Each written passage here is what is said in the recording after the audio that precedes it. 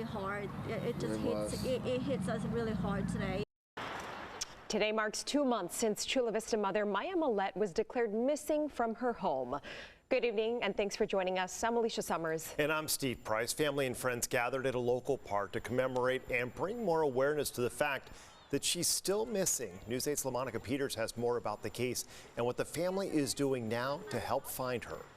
LaMonica Peters, News 8. A scary situation in Vista.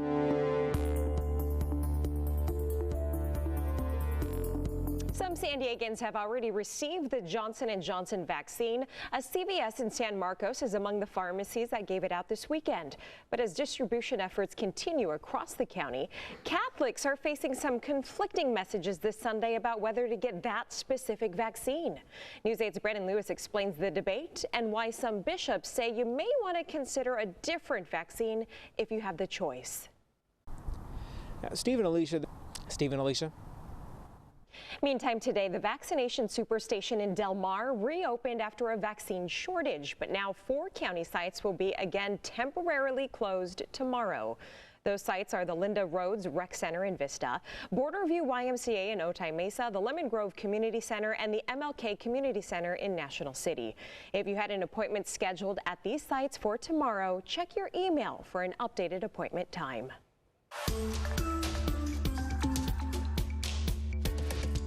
Today, the County of San Diego is reporting the fewest number of cases of coronavirus since October. We had a bit of a cool down this weekend. It is expected to get colder and wet. Meteorologist Sean Stiles joins us now with a first look at your microclimate forecast. All right, Sean, we'll see in a few minutes. Organizers behind the effort to recall Governor Gavin Newsom say they now have enough signatures to move forward. We have those details coming up. Plus, San Diego County reduces cannabis convictions for thousands of people. I speak with a survivor a bit later on, but those 2 deputies tell me that there's not a day that goes by they don't drive by this campus and remember those 2 victims and their families. The 2 deputies were part of a group of 8 that first responded that day, and they unanimously decided to not wait for SWAT, which is standard procedure, and instead immediately run into the line of fire to try and help. I spoke with a woman who was a student here at Santana High 20 years ago when that shooting happened. She was a few doors down from this boys' bathroom where the shooting started. I also spoke with 2 sheriff's detectives who were the first on scene that day, and their heroic actions, along with their team, no doubt saved lives and changed policy and training in law enforcement. And then it says a student has been shot.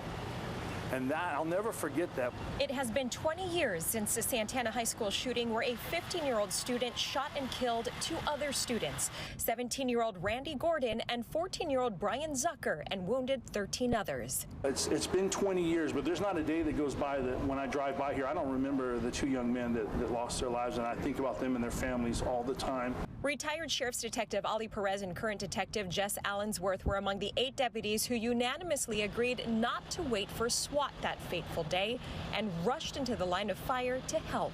And I knew that all of us or one of us or some of us were about to get shot, but you know, there's kids getting shot and you got to do what you got to do.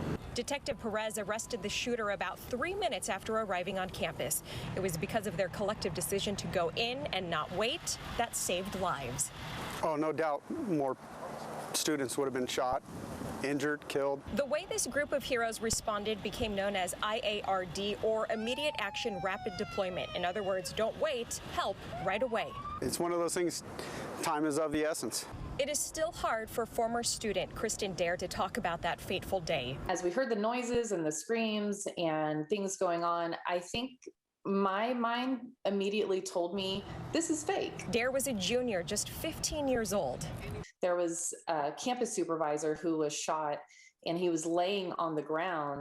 Dare was able to run off campus uninjured. Perez and Allensworth were not injured that day either and have a resonating message to the community. The people that do these things, they don't have glory when they're done. You know, when it's all over, there's no glory. They have regrets. There will be a candlelight vigil remembering and honoring the victims, Randy and Brian, and all those affected that fateful day. The vigil starts at 7 o'clock tonight here at Santana High School in Santee.